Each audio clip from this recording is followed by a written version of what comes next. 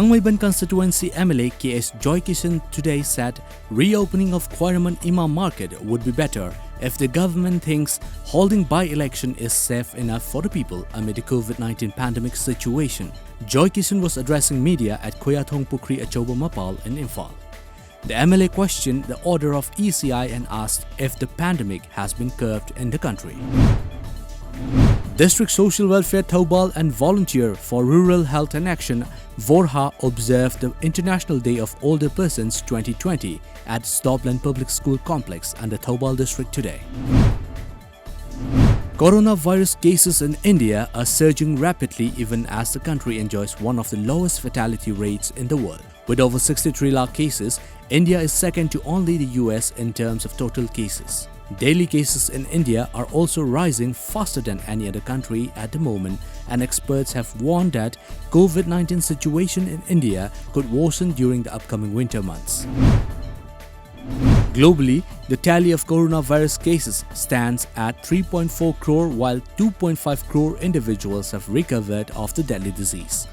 As per a media report, 10.18 lakh people have died of COVID-19 so far across the globe. Meanwhile, the active cases stands at 77.09 lakh. The US, the war-hit country, has 74.47 lakh cases. It is followed by India, which has 63.12 lakh cases, Brazil with 48.13 lakh, and Russia at 11.76 lakh COVID-19 cases. 2 more patients died of COVID-19 in Manipur in the past 24 hours, taking the death toll to 67. A total of 206 persons were confirmed as new COVID-19 positive cases from COVID testing facilities including RIMS and Janims yesterday.